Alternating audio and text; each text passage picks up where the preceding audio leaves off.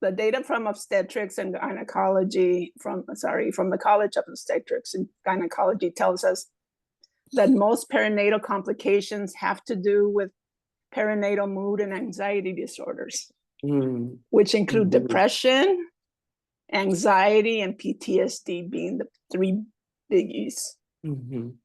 So high-risk populations for PMADs are BIPOC populations, Black, Indigenous, and people of color, LGBTQ, NICU families, single parents, disabled, and immigrant populations. So imagine all those layering. If all those layers apply to one person, you just have a lot of weight, a lot of pressure on you, right? That's powerful.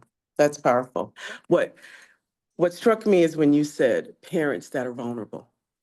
And coming from social work, I promise you, we rarely see parents as being vulnerable, right?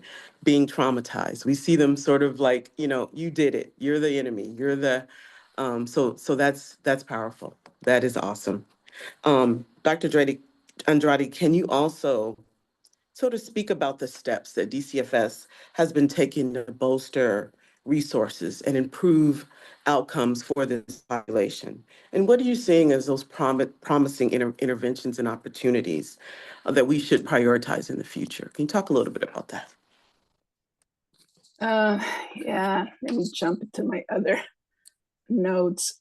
So at DCFS, we've done a couple of things. We focused on training our workforce on what to look for, right? And how to support families. So how to assess babies, but also how to support families. And those are not two different things. We should be doing those together, right? Even if we have to detain for a minute because there's real concerns, how do we at the same time support the parents, not keep them at bay? We're protecting the child, but the parent is separate. No, they go together. Right. This system goes together, and we need to support them together, even if we have to detain for some reason. So that's one thing. The other thing that we've done is develop the birth to 5 policy, which is the first in child welfare in the country, as far as we know, to give our workers guidance for this population, which we have to look at a little bit different than our general population. That's another thing. We have a small and mighty birth to 5 team. It's not we've gone from initiative to actual developing a program, which is a big deal. We understand this one to be one of the first in child welfare, if not the first in child welfare. So that's critical. The other thing is we really need to continue to learn about what interventions work with this population. Things like, home visiting, getting people into homes to work with parents earlier, incredible years, child and parent psychotherapy, infant massage is critical for these babies. So we need to continue to work on that, continue to learn, continue to expand, continue to bring those programs forward so our workers understand.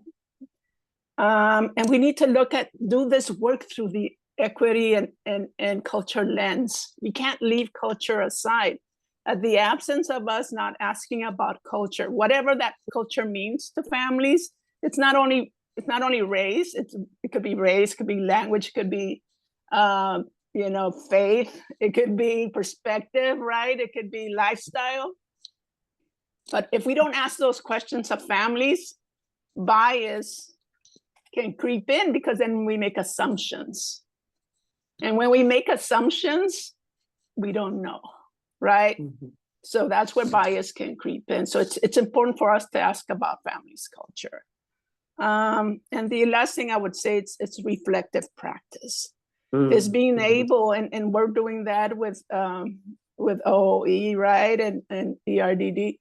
It's really sitting in and looking at our own, how we get triggered in the work, so we can calm down our own nervous system, so we can make good decisions, right? We can plan better, we can engage better, we can team better, but we need to calm ourselves down and not if we get into that reactive mode and Mhm. don't calm our nervous system down, it would be hard to make good decisions. So I want to leave you with that.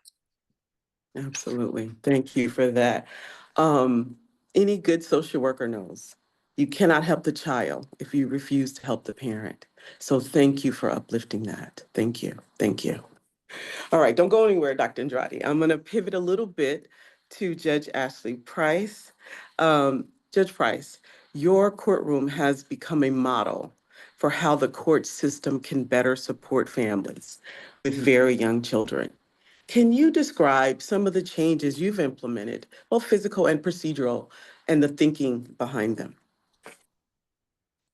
Thank you, and thank you for having us. I'd like to introduce my right-hand woman, Tina Colin. Tina, do you want to introduce yourself and maybe Welcome. start this question off, and then I'll piggyback? Yes, I definitely can. And I want to say that we're also a dynamic duo. So, hi, everyone. My name is Tina, and I'm the community coordinator of Hope Court here at Los Angeles Superior Court. And Hope Court stands for Helping Our Parents Excel. And we're a Mhm. specialized program, yes, it is powerful. I should just pause there. But yes, helping our parents excel. And and that's really that motto that we kind of hone in on here in our courtroom. And in my role as the community coordinator, I am the only community coordinator here in California and doing this work here in LA County. I really work closely with our families, our social workers, our attorneys, and our community partners here in Compton to ensure families are connected to resources and have the support that they need, and really just helping them heal and grow and stay together. And before I stepped into this role, I was a social worker, and also a proud Compton native. So this work is not just professional for me, but it's also personal. It's And personal. Absolutely. yes, and I'm truly happy to be in this space, and I'm grateful for the compassionate leadership of Judge Price. And to answer your question, Keela is really, um, we really want to lean in on support here in Compton. You know, as the community coordinator, I provide that direct referrals. Here is your parenting class. Here is your substance abuse treatment program. I spoke to them earlier. We have a bed open for you, and leaning into that support has really helped our service providers, such as social workers, as well as our parents as well, and especially for our little ones here in Compton. Um, Mhm. Being at the Compton Courthouse is another way as well.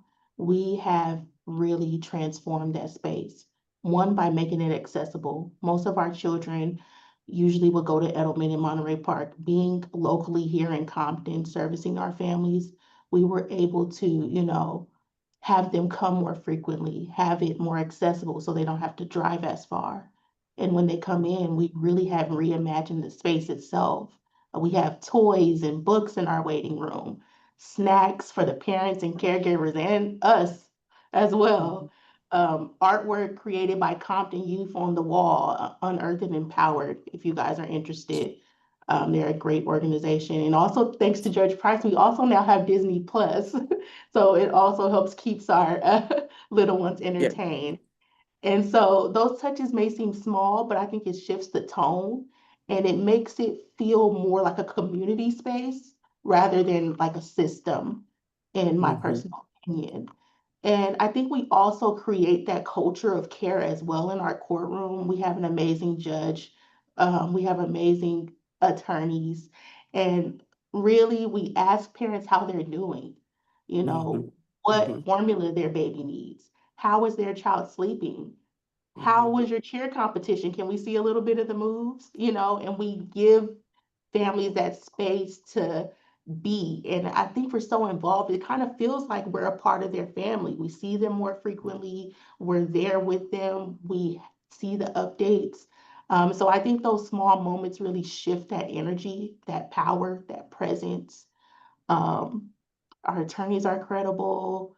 We're trained in trauma-informed care. We get training right in the courtroom. I see Kevin Grutenberg here. He's came into our courtroom and we've learned from the experts, We bring people from the table to the table. And I think it's just really powerful. Um, we're really hands-on in community. I think one of my favorite things as well is our field trips. Judge Price and I, our attorneys, our social workers, if they're available, and staff visit parenting programs, substance abuse centers, regional centers, hospitals, and clinics. We walk the halls, we meet the front desk staff, we figure out where to park. And because we want to know exactly what our families are walking into. And we also want to know, what's the best fit for our families. And I think that kind of presence builds trust and breaks down those barriers. It's kind of like I'm sending someone your way, and the family knows that someone is waiting for them. And I also think, and we call it in our courtroom street cred, because the families are like, okay, they wouldn't send us somewhere that they haven't been. So I think it's beautiful. And we really are trying to think differently of how we support our families. And I think that's by direct support. And at this point, I've been rambling on, and I'll hand it off to Judge Price, who leads this work with extraordinary heart and care, both on and off the bench, to share more about the intentional ways we support families and fill in anything I may have missed. Thank you, Thank you. Tina. Dr. Sims, I think Tina and I almost feel uncomfortable with the way that the question was introduced, because we don't really see ourselves as a model or as reimagining things. I think we just lead with our hearts and do what we think feels right. And so, for example, the court has supported this work. So we have a custom table in my courtroom that is a semicircle, because we are all at the table together to try and figure these issues out. And there's enough space in my semicircle where I come down and I sit with our families when we really need to have an important conversation, so that I'm not elevated on my normal bench. I'm sitting eye to eye with our parents, and I'm saying, what went wrong here? What could we have done better to support you? What do you need going forward? And so for Tina and I, that feels natural and normal. So it's strange to be sort of thought of as doing things differently, because I feel like we just think this is the way that it always should have been done. Absolutely. Yes. But that sort of semicircle table also is sort of a reflection of the fact that we all have to work together. And so looking at each other in the eyes, the attorney for the children, the attorney for the parents. We love when our social workers come. We have amazing social workers at the Compton Carson office who have supported our courtroom. And when we need to really dig into an issue, they come and they sit with us around that table, and we say, hey, what have you been trying that we could help support you with? We are very fortunate that the Superior Court also believes in this work so strongly that they have given us a reduced caseload. And that reduced caseload allows us to spend more time with our parents, to spend more time with the children that are coming in. And so now I recognize all of my kids and my parents. When they come in, I say, how did your job interview go? Or did that new parenting class, does that feel like a better fit for you? We know them as people and can really help support them. And I think that kind of piggies back off of what Tina was saying in terms of, the physical environment being more supportive and less threatening. When our families come into court, it's terrifying. They're stressed, they're overwhelmed, they don't know what's about to happen. And we know from science that's not a good environment for parents to be retaining really important information, because their biological system is just trying to survive and get through that stressful moment. And so if we kind of take the temperature down, we have coloring books, we've got cartoons on, we've got blocks in the waiting room, we've got healthy snacks for mom, baby, and dad.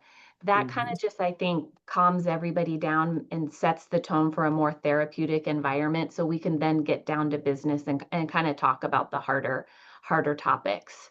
And I know we're on a tight time schedule, so I want to wrap up the answer to your question by just saying, I think our courtroom also tries to be very thoughtful about the things that we ask our parents to do, talking about the cultural lens. When we know that a parent has distrust for the system, that they're coming into the courtroom defensive and on edge. How can we really meet that parent where they are and say, look, I know you're skeptical, I know you're scared, but we need you to do a little bit of therapeutic work. Mhm. How can we get that to happen? Is that a more of a one-on-one mentoring relationship with a faith leader in your community that you trust? Is that grief counseling because you've never got past, some trauma from your background? And so really creating case plans that are tailored to the parent and what they really need, rather than us just lumping on these services as sort of a one-size-fits-all approach. So those customized case plans, I think, have been really helpful to give the parents what they need without overwhelming them and overburdening them. That's great. That's great. Can we just give it up for culture of care? We lead with our heart. How many people can walk into a courtroom and get that experience? Not too many. So kudos. I do have another question, but I'm going to pivot just for a second and have Assistant Regional Administrator Michelle Levesque just to unmute. Michelle, she leads the pilot program over at the DCFS Compton Carson office. I'm a Compton Carson native, so this is really near and dear to my heart. But Michelle, are you here? Are you with us? I'm here. Can you hear Awesome. me? Yes, we Okay. can. Hey, Michelle. So, what are you seeing in terms of outcomes? With the Hope Court? What are you seeing? How are families, how are social workers responding to this change? Let me know.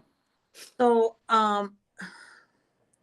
early on, it's hard to equate because it wasn't, we didn't really have a focused unit for the Hope Court. It was spread throughout the whole, CS section of Compton Carson. So, we didn't actually, bury down to one single unit for Hope Court until when was it, Judge Price? It was maybe January, I think it was. So now I have 5 dedicated social workers just for Compton Hope Court. Oh, wow. And I think what we have been able to learn from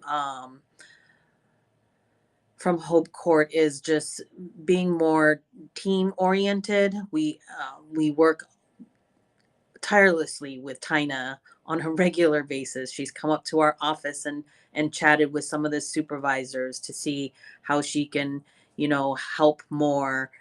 So it's really brought my workers closer to Compton Court because now it's more focused.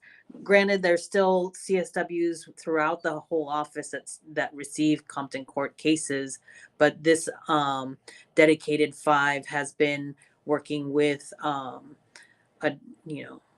a smaller number of families, and they're more focused and they have more time with the families, and so they have been I think getting more engagement with these families because there is so much unity with Compton Court, DCFS Compton Carson office, the CSWs, and they're all amazing CSWs.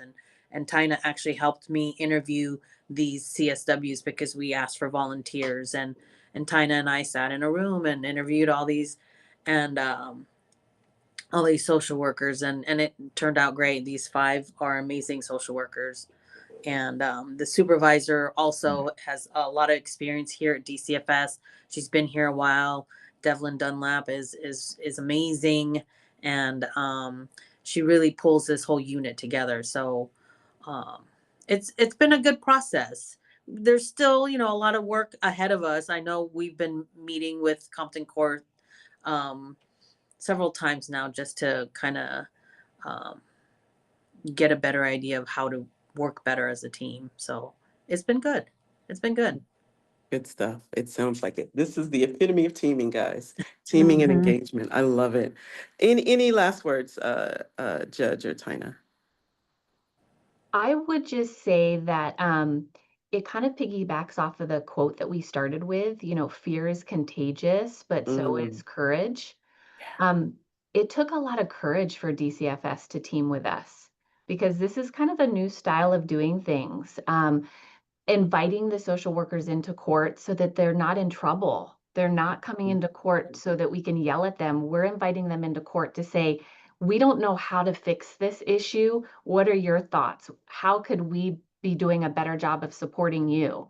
And so I think while it's not perfect and it's definitely been a journey because nobody's tried this before, it's been a growing experience where we both, DCFS, the court, Tina, our attorneys, the parents, the children, everybody's gaining courage to try something new, break down those silos where we don't operate separately from each other and try and come together to support our families. So shout out to courage. Absolutely. Ah, what a great ending to that. If you guys could just stay around a little bit longer, I'm going to circle back to you, but I definitely want to get, we want to elevate our resource parents, and I want to bring to the forefront Miss Trimble. As a representative of the California caregivers, we'd love to hear your perspective. Resource parents are hands-on, day in, day out. How does including resource parents' voices impact placement stability and child development for infants and toddlers? Thank you. Good morning, everyone, and please call me Nicole. Everyone here pretty much does. I'm so happy to be here and to be a part of the conversation. Very often, resource parents aren't a part of the conversation. And I think we're a very huge part, an important part of helping families, helping reunify parents, I guess I should say.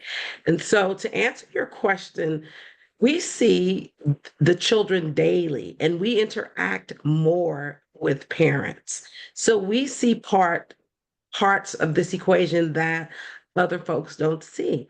I know it was mentioned earlier about kids, their developmental needs, and when they're removed from the parents and how those disruptions can impact them, and not just the disruptions, but the things that they experienced prior to being removed, right? And so we see that, and we're able to speak to those things early. And as we all know, early intervention is really key to a lot of the things that affect children developmentally. Excuse me.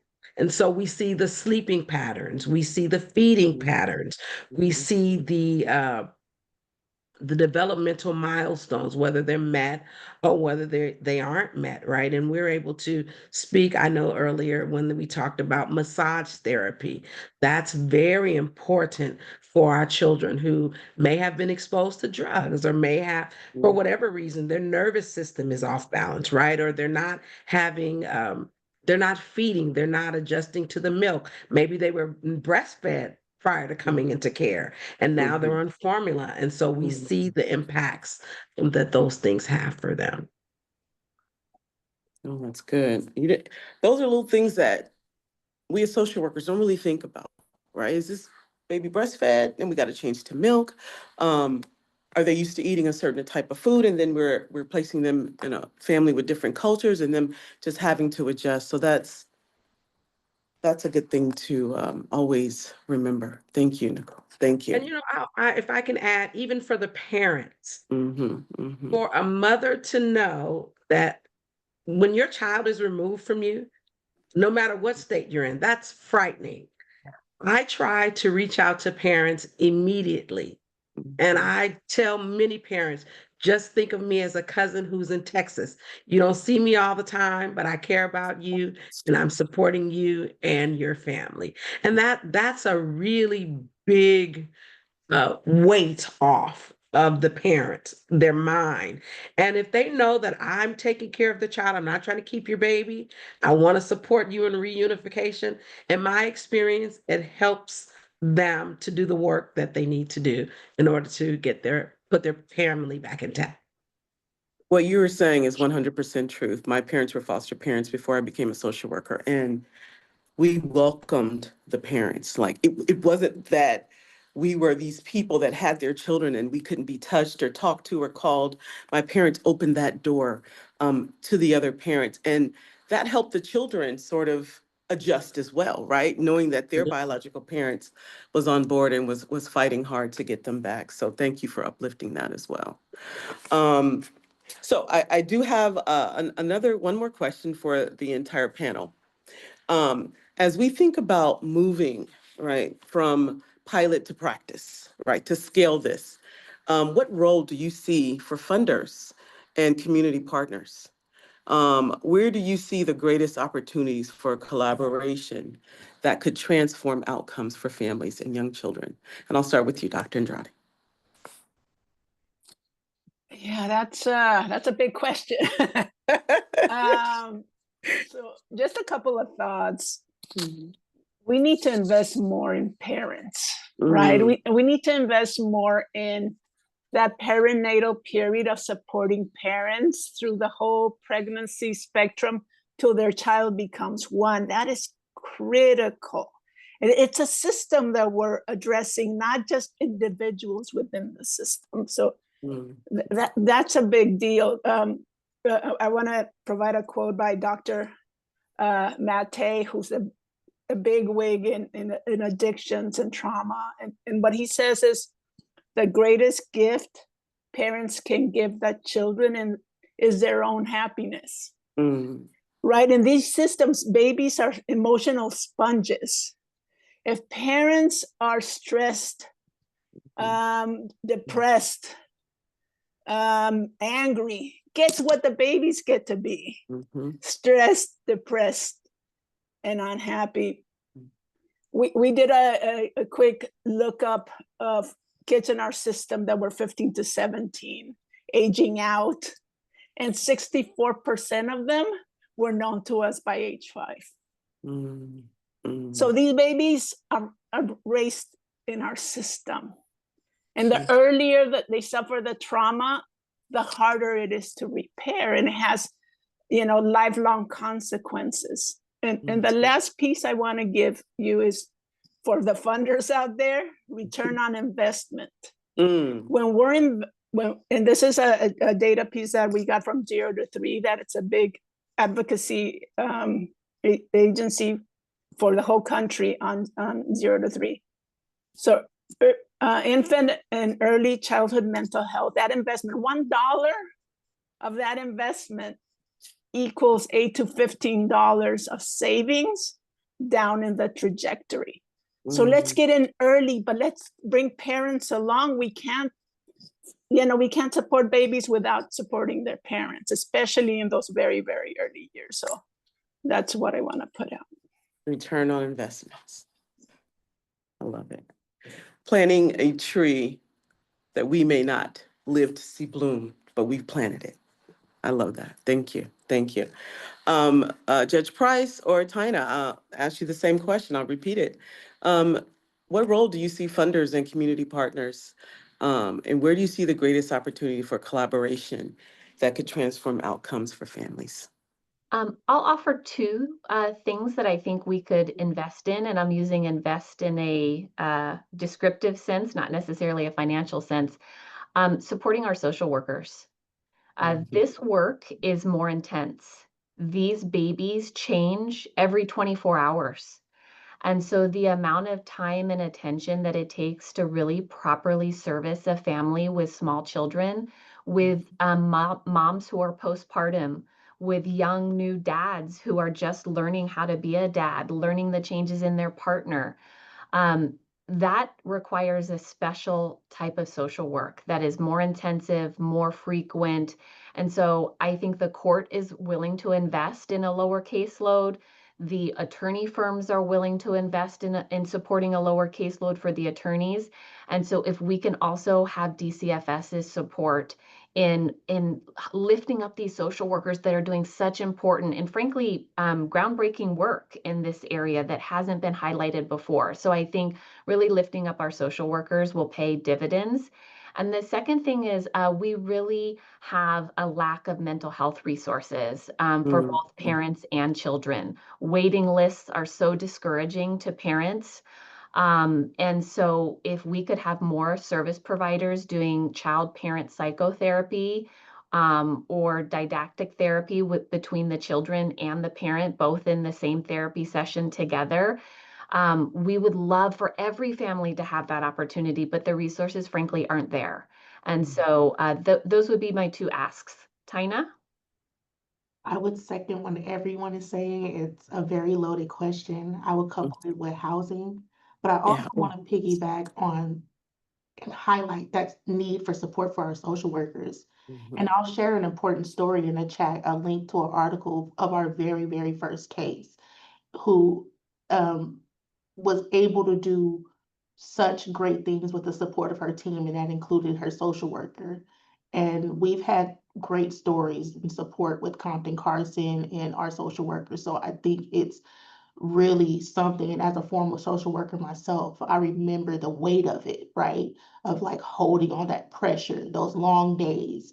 And how are we supposed to show up as social workers to support these families if we're stressed and triggered and traumatized ourselves?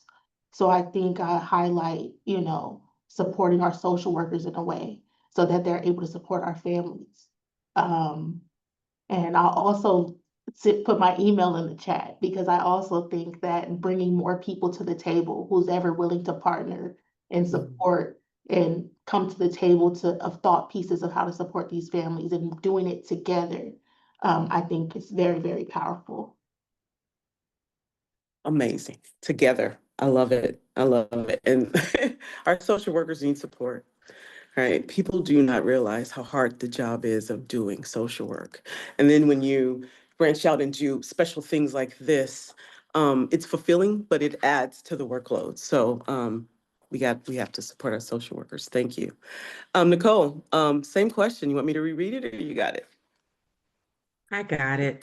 All So right, I thank you. agree. Working with children and working with parents every day, mental health services are a must. We have to provide better mental health services for our families. And the reality is, our families and our children receive mental health services through community mental health. And that's not bad. I support community mental health. However, most of the therapists are working on their hours, right? They're becoming licensed therapists, which means that they don't have the trauma-informed tools that our families so desperately need. And as a result, they tend to not get the extent of treatment that they desperately need. And then to the other part of the question, my answer would be caregivers. I do believe I love my social workers that I've dealt with, and I love working very closely with the department. But the caregiver, I think that just seems to be a piece that we're missing. Even as Dr. Andretti mentioned about the children being sponges. Well, they're sponges in our homes too, right? And so making sure that we're trauma informed, making sure that we are educated and understand, and I don't necessarily mean formal education, but trained in ways to support families, that our position is not to the mother, hey, I got you, but it's, I got you. Well, how can I help you? How can I support you? How can I help you put your family together? Though I think that is impactful. And I think I think we'll see more success, right, with families if we bring caregivers into the conversation. Because again, parents call us sometimes every day, 3 and 4 times a day. They talk to us and they share things that they're not going to tell their social worker. Like, hey, I'm struggling. I'm thinking about using again, or I don't have this, or Tommy's coming over. What do I do? So we have those kinds of conversations. And I think us being at the table is very important. It is crucial. It is crucial. Can It I is ask, crucial. can I add one more thing, You got Dr. it. Laquita? You got Because it. we forget fathers. Come on, Uh, talk about it, Dr. Andrade. Talk about it. So, I talked about PDMAs, right? The perinatal mood disorders. 1 in 5 mothers experience PDMAs, but 1 in 10 fathers experience PDMAs. And if a mother experiences PDMAs, 50% of fathers also Mhm. experience them. Let's Mhm. not leave fathers out of the equation. They're so critical to the children's well-being. So Mhm. whatever we can do to focus some support on fathers of young children, it would go a long way. So I didn't want to forget that piece. That's right. Nothing without him. And we have to remember that. We have to remember that. Our fathers cry, they bleed, they hurt, they're traumatized as well. And to persecute them, criminalize them, right? Without their voice at the table sometimes, we have to do better. So that's powerful. Thank you. All right. Whew. This is good. This is good. So I'm going to open it up a little bit for Q&A. Please just unmic or put your answers in the chat. And Keela, if you could read the chat, I'd greatly appreciate it. So let's start with this reflective question. Are there ways you or your organization can support this work? And I'm talking to the audience now. Unmic or put it in the chat. Are there ways you or your organization can support this work?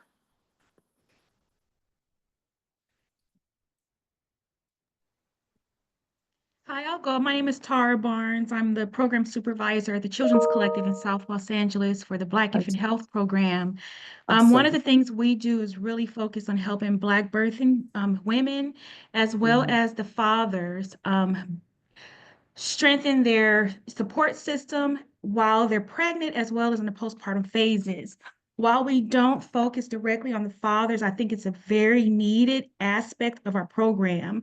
And so what we do is we refer our fathers to a fatherhood program through the LA County Department of Public Health. But what I find is that our mothers, we're starting to get a lot of young moms who are in the, pretty much in their 20s, who, like someone said earlier, are new to this, don't know how to parent, don't have a support system. And so for us, we really try to work with not only giving them the tools to have a healthy pregnancy and to have a healthy postpartum experience, but we also try to guide them in ways to make decisions, set goals for themselves in a healthy way so that they can start to feel empowered. But a lot of my moms, I realize, don't know of the resources, because we do have some mothers that have their children that have been in the system. And so that adds to the stress of their pregnancy, where they may, deliver too soon or have a miscarriage because of all the trauma and stress that they're experiencing. So for us, or for me, I would love to be able to have a way where I can connect my program with various programs that are on this panel, so that way I can also provide my moms with additional resources, give them a point of contact when they need questions answered, or if they have things going on within the system, who are they to go to get that support without being told to go from one place to another and getting the runaround. But I would love to be able to be a part of being able to support families that come through the court system, social work, or if the families are experiencing a pregnancy, we can provide some support for them. Good stuff. Thank you. Anyone else? What are ways your organization can support this work? Thank you, Black Infant Health. That was powerful. Dr. Sims, we have from Kevin Renberg, I'm not sure if I'm saying that correctly, from DMH. Thank you. They're rolling out a training project where they have at least one person trained in perinatal mental health at every directly operated site in the county. That's huge. Oh, that's good. Project started last month, and the training is inclusive of both mothers and fathers. Oh, wow. We really need to check into that. That's excellent. One of the things we talk most about is that this is not a child welfare. This is a social welfare need. All of us need to put our hands in this pot and be responsible for the outcomes for our babies and our families and our children and our communities. So this is one way that when we're talking about how to have a collective impact and pull down the narratives that we've been talking about for our Black families, this is one way for us to access those services in all of our agencies that are touching our families in some way. So that's it. Excellent. Well said. Thank you, Kim, for reading that. Oh my goodness, that's good. Anyone else? Good morning. This is Adriana Molina with Allies for Every Child, and I'll jump in to, first of all, thank you all for bringing this conversation because it's been a long time coming. And I think with Allies, what we've been wanting to do and would love to do much more of is workforce support. Those reflective spaces, those training spaces, those collaborative consultation spaces, not just for the clinicians, but for the social workers, for the folks who are on the front lines dealing every day with how do we keep kids safe. We are very much eager to continue to support that and co-create that, hopefully, with the department. I think the other part is community re-education and support, including what it means to be involved in DCFS and redefining DCFS as a support, just like what's happening with Hope Court, that hope can be throughout DCFS. It doesn't all have to be punitive. So how do we help families experience that, not just think about that in theory? And the other is, one of the things that I love about the early childhood work is that it includes prevention and intervention, but it also includes promotion, which means we're one of the few areas where we get credit for doing more of what works before it becomes a problem. So doing more community support and teaching families, teaching kin when we do have kids who are removed, so that they understand the trauma, so that they don't end up then having the kids re-enter the system and age out, like Dr. Andrade was saying. So I think there's a lot that we can do collaboratively. I think that families and communities are eager to learn, they're eager to participate, and we just have to have the passionate workforce and the resources to be out there in partnership with our communities. That's powerful. Changing courts from punitive to supportive. Who knew, right? It can be done. It can be done. Is there anything in the chat? I see, I can't see the chat, but I see Yeah, we have quite a bit.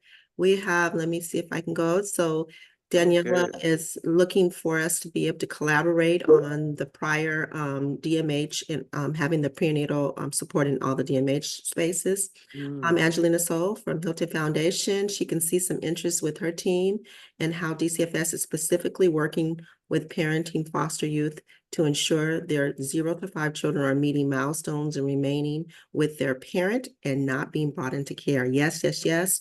That is the heart and soul of the work that we're doing with the CQIT D team around ensuring that we are collaborating with resources that help to maintain our children in the community. So we really want to have more conversations about that. So we'll make a note of that. Thank you so much for that. We also see Daniela has dropped a flyer in for us, Birth to 5 flyer. And then we also see that CAC, which is the Alliance of Caregivers, offers a training on partnering with families and assist connecting caregivers with developmental screening in early intervention services. This is one of the things that we saw earlier in the chat. If we can start to work with our families earlier in the community, then we could prevent them from ever coming to our attention, because once they're in our attention, that starts that evolution of the attention we don't want them to have. We want them to have the attention of the community supporting them and wrapping around them and meeting their needs. And so that's a great intervention as well. Oh, this is good. This is good. Akila, I'm going to have you unmic because I know you want me to speak to some. Hold on. I'm sorry.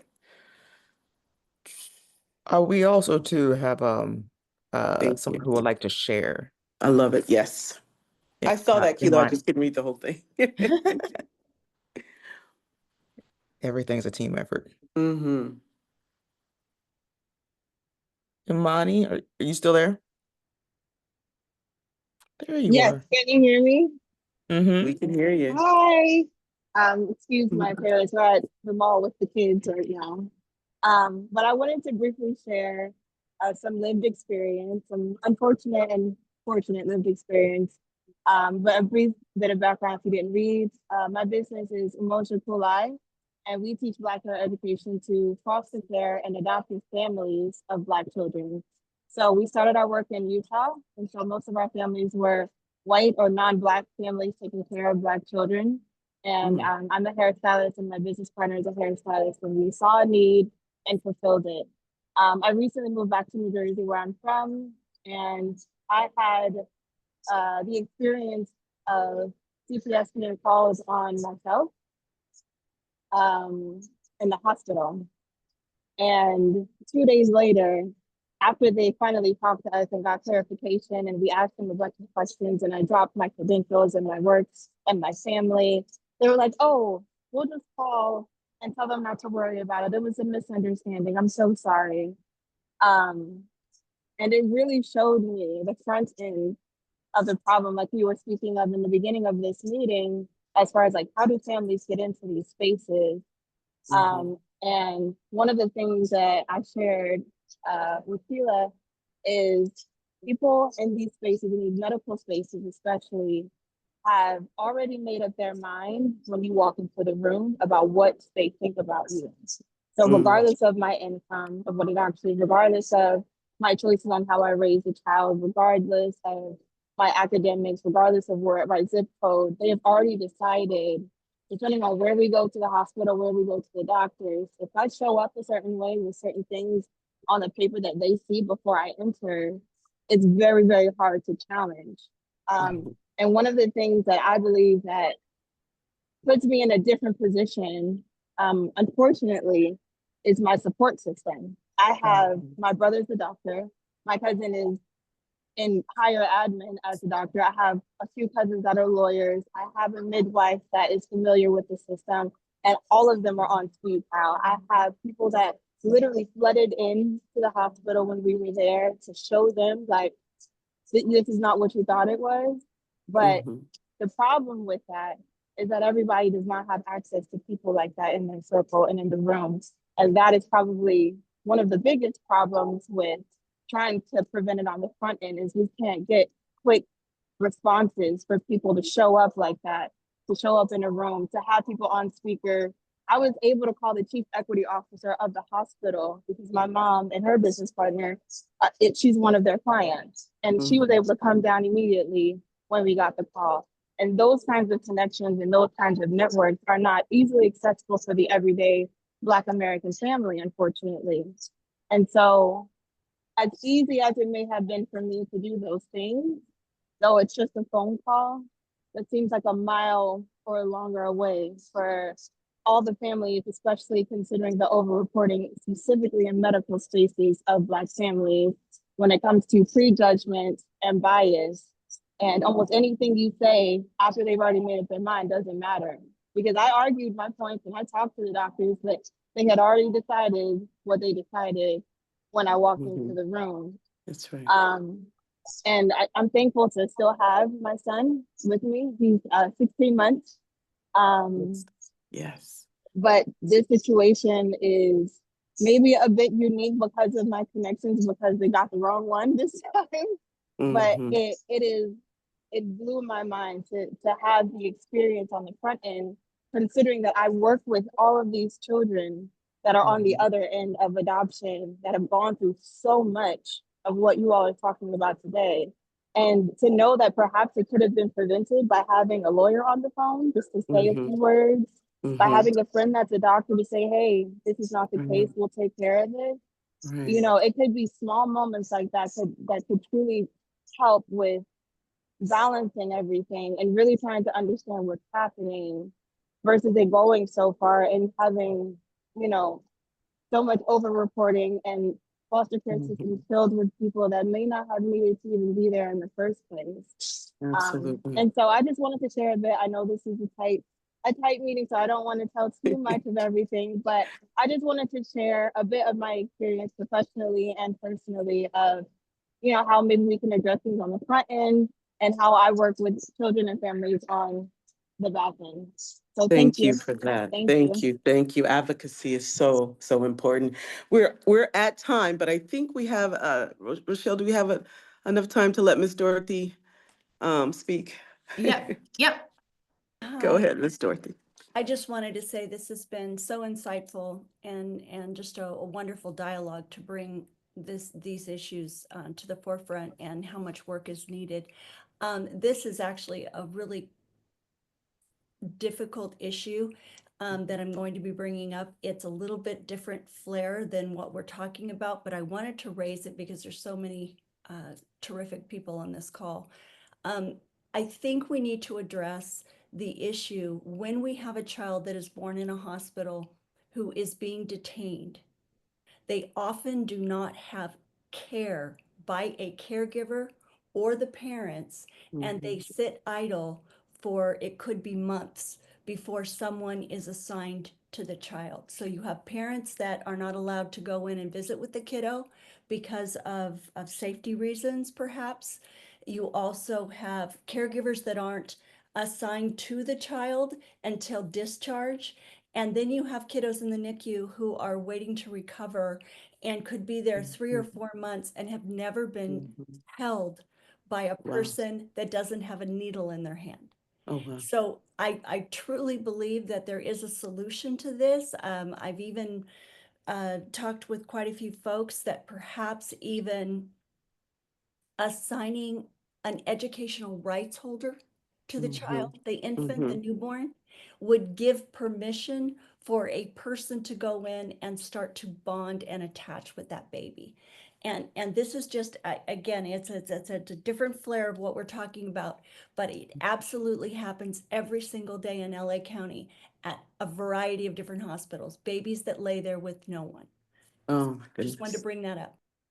Now it's in the top of my head. So thank you for that. Thank you for that.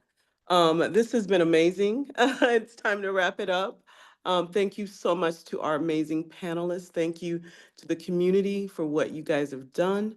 I want to pass it along to our fearless leader, Arena Turner, Division Chief for the Office of Equity, to close it out. Arena? Thank you, Dr. Sims, and to all of you. I'm just full. I am full. I am full with joy. I am full with hope and courage, and just love the conversations, the suggestions, the recommendations. Believe you me, we are taking note. I am just, first, I want to just say thank you to FTN and Rochelle and Keela for just their phenomenal leadership in bringing all of us here together today. Certainly our amazing panelists and our facilitators. We could not do it without you all. And then our leadership. I'll tell you, there's some things that we are working on within DCFS and with our community partners. So I thank our leadership. I thank the board for just their continued support for us continuing to do this work and fund some of the things that we know is needed. We have some things that we are looking to continue to invest in, particularly around training, particularly around our practice as Dr. Andrade and Kimma lifted up with our CQID team under the leadership of Roxana. And, you know, we just are so grateful for us just having the conversation. We know that the youngest children in our system are truly in need and need our help and our support. So again, thank you for your time. Thank you for your questions, your shared commitment to the equity for our children and families. And we hope that today's discussion just sparks some ideas and does not stop here. There's definitely going to be a part two. So again, thank you, thank you, thank you. And I will pass it on to Rochelle. Thank you. And I'd love if we can all give a little round of applause and snaps, not only for all of our speakers who are phenomenal, but also for all of you who came off mute and jumped in and shared resources as partners or jumped into the chat, because that's really what this is about. I also just want to lift up how grateful I am to the Office of Equity for pointing out the importance of the intersection between the 0 to 3 population and addressing disparities in our county. If we can really live into that culture of care that our speakers brought up, if we can really bring full respect and a holistic view to how we work and meet with families, we can not only have better outcomes for all 0 to 3 kids, but really hopefully chip away and resolve the disparities that we're seeing. And so I really appreciate them just bringing that intersection to the forefront as a place where we can focus. And we're hoping that coming off this meeting, FTN can collaborate with many of you to see how we can be supportive of that specific intersection. With that, we're going to shift gears to how can we together be resilient with all the federal changes going on. It's a huge topic.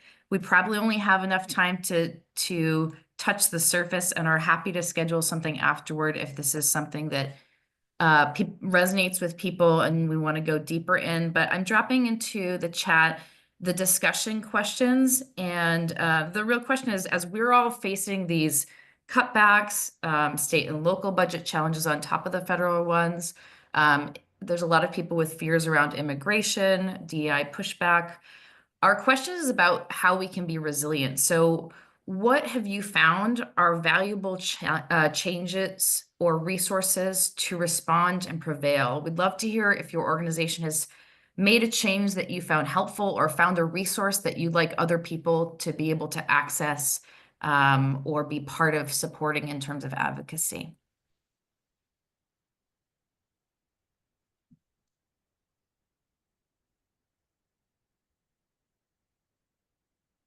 Anna. Hi, good morning, everybody. I will share, my name is Anna Rubin, I use she, her pronouns. Excuse me, I'm the Child Welfare Policy Director with ACTS, or the Association of Community Human Service Agencies. So we are a provider association that represents 88 nonprofits that contract with LA County. So to that end, we aren't necessarily providing services or contracting and facing the challenges in the same way. But just in terms of resources, it's something that we certainly are tracking, obviously, as everything is affecting everyone all of the time. And so we've been doing a lot of tracking of resources and sharing those out. I know if you're connected to like the National Council for Nonprofits, they're doing a lot of like webinars around particularly like financial resilience, how to sort of contingency plan, doing things like that. So they're a really great resource that provide a lot of information. And then they also have, just in terms, like, I think some of, at least for our members, like, it's like constant, right? Like there's a constant, it's constantly changing. Things are constantly being challenged. Things are constantly being, moved, we're doing this, we're rescinding that. And so there are a couple of really good trackers just in terms of being able to like keep track of and process the information. So there's one that CNN has that is really good. And then also National Council also has one. So just in terms of like resources to help manage it all, we would suggest those. That's fantastic. Would you mind sending those to us and we can actually get them out to everybody on the listserv after the meeting as well? Yeah, I think that's fine. Okay, fantastic. Are there any other resources that folks have found or ways of being resilient that you would like to lift up?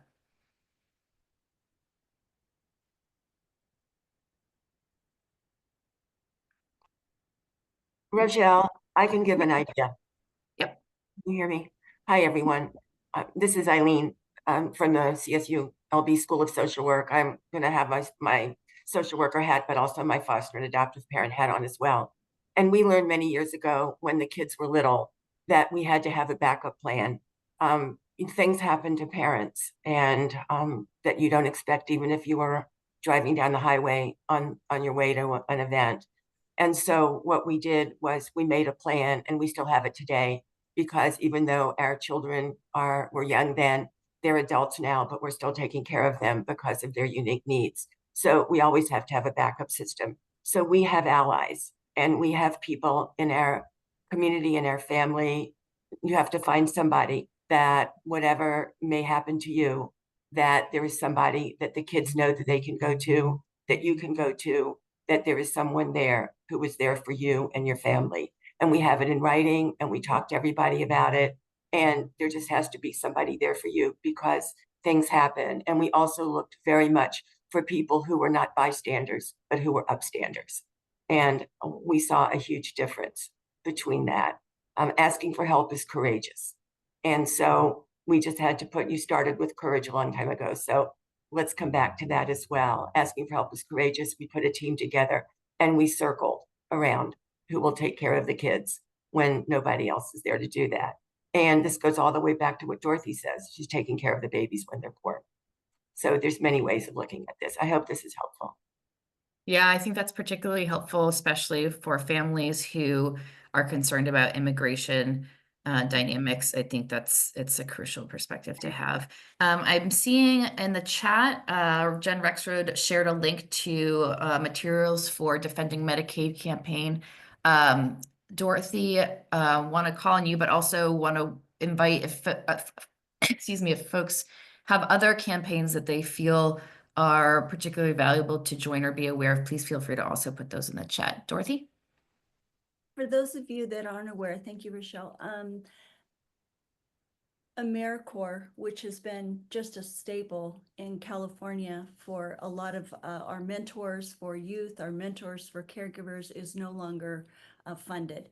So our AmeriCorps folks lost their job literally on a Sunday night and were ordered not to report on a Monday morning. So there are resources available. Rochelle, I believe you have those. If you could put those into the chat, that would be great. California Volunteers is one of those organizations as well as others, but I wanted to lift that up because this has been a huge concern for a lot of our folks that 1,300 plus actually folks in California that served in so many vital roles are no longer working. Thank you. And my heart goes out to you because I know you're one of the organizations that's been hit by that. I'm sure there are many others on this call. It's a huge loss. So appreciate you sharing those advocacy materials. And then I saw Angelina also put a fact sheet around Medicaid in the chat. Thank you, Angelina, for that. Does anybody else have resources, campaigns, or just recommendations for how we can be resilient?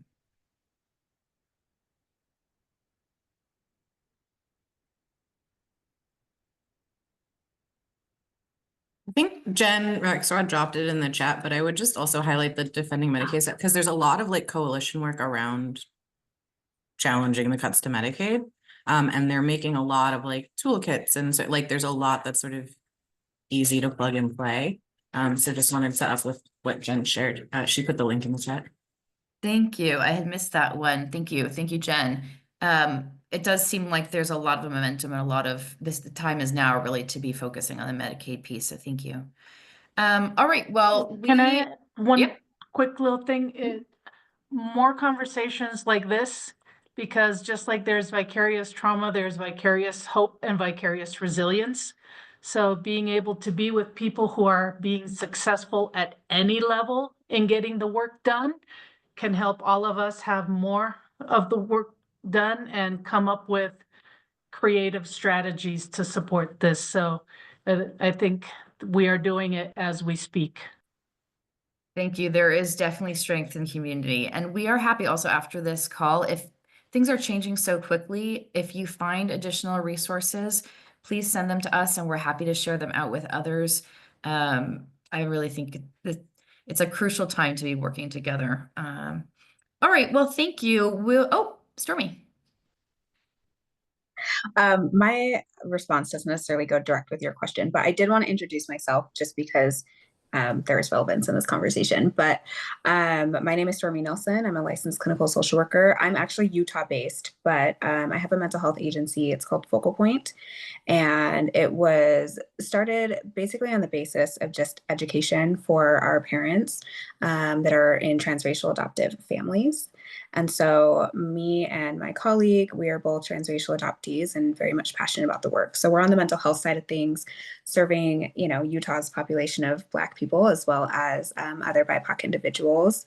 But a large amount of our population is serving like our Black youth who are being raised in white homes. And so if there's or if there's ever a time of relevance in these discussions, I would love to be able to contribute just because I know you know, we have a lot of adult adoptees that did go through the foster care system and were raised how they were raised, or kids that were adopted out once and then placed back into the system, and you know, just how that's been challenging for them. And we do trainings and things like that for some of our foster care agencies over here in Utah, specifically again for these kids of color that are being raised in white homes. So yeah.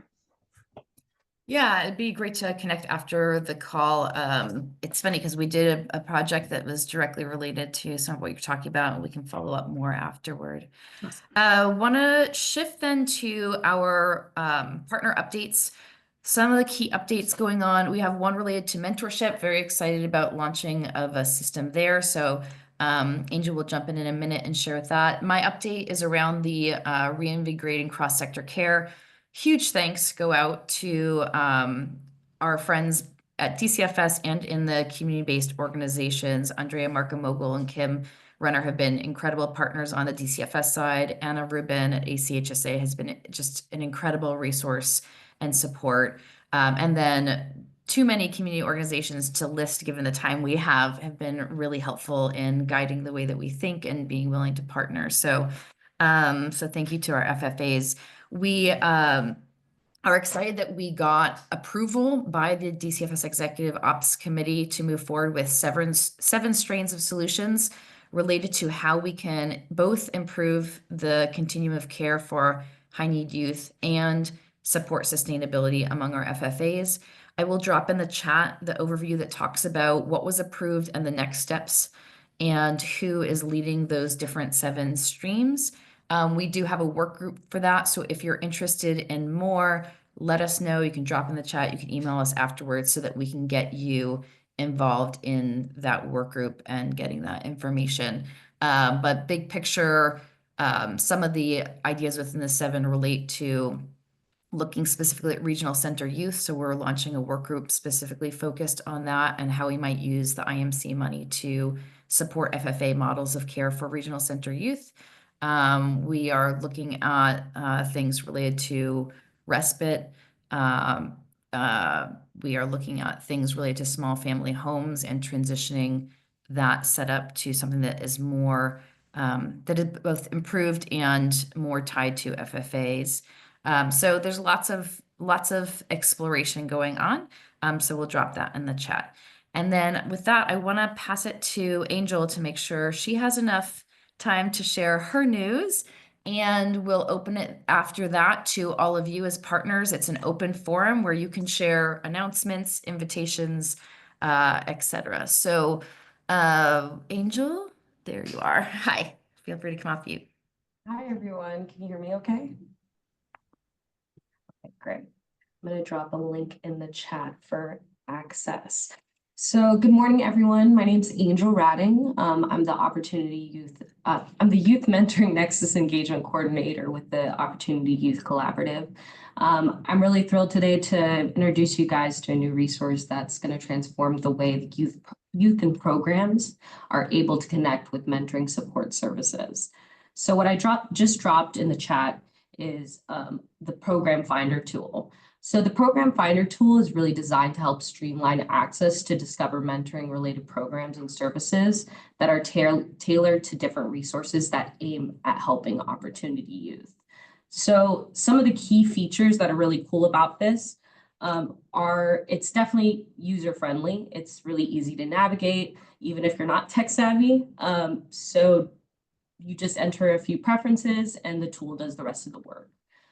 So based on what you put in the Finder tool, the tool suggests programs that are a strong match for whatever you're looking for. And yes, if you're wondering, you can access the tool from a computer, a tablet, a smartphone, anytime, anywhere you are. So you could just go to the tool, enter your preferences, your goals, what you're looking for, your location, and it will generate a personalized list of programs and provide the contact information for the best way to get in contact with the program. It's really a gateway for youth and provides an opportunity that's just a streamlined access of resources. But yeah, please check it out, share the resource, and yeah, let me know your thoughts. Fantastic. Thank you, Angel. Does anybody have any questions for Angel? Is it just for foster youth or adopted youth or? Yes, so the program finder tool also helps connect programs or helps DCFS or anybody else looking for services to provide for youth.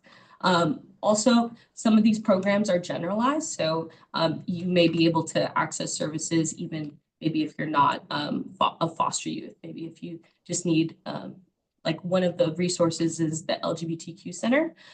So you can go over there and check out if you need any resources from them. So yeah. Okay, awesome. Thank you. Any other questions? Well, thank you so much. And now we turn it over to all of you as partners. Open the floor. Eileen. As we begin with, this is National Mental Health Awareness Month. It's also National Foster Care Month.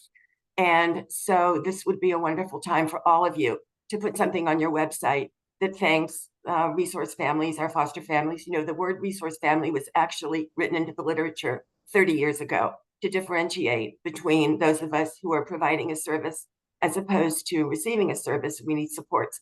But let me also do a little bit of advocacy around the words that we use when talking about separating children and their parents or preventing foster care. And sometime today, I heard people say we need to prevent foster care. When you say that, it makes me as a foster parent feel that I'm doing something bad. So if we could reframe and say prevent the unnecessary separation of children and their parents, not removal, they're not garbage and snow, we separate and then we connect. And then we want to prevent the unnecessary separation. But sometimes there needs to be a foster family.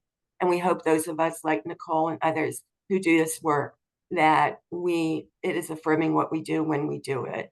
And so I want to do that. I did send Rochelle a couple of articles on what makes an excellent foster care agency, and also 25 components of foster family development and support. And maybe you could take a look at those. And those are also being adapted for kinship caregivers, because those of us who are kinship caregivers, it's not the same dynamic. An acquired role of volunteering to do this work and the inherited role of being kin, very different dynamics. So we'd like for you to think about that too. And here's a little trivia question to close with. Who invented National Foster Care Month? It was 37 years ago. So think about who was president then, and that'll give you the clue. And then also several of you asked for the culturegram. Rochelle, I'll send it to you so that you can share it with everyone. It's a wonderful, wonderful resource to teach to everyone, developed by Dr. Elaine Congress. And yes, that was her last name, Congress. Okay. Thank you for the opportunity to participate. Be safe, everyone. Thank you. And now I'm so curious who started National Foster Care Month. Do the math, Rochelle. Who was president 37 years ago? All right. I will have to do the math afterwards. That's too hard for me to do on the spot. But thank you all. Let's see. We have about 2 minutes left. Does anybody else want to jump in with any announcements or resources to share?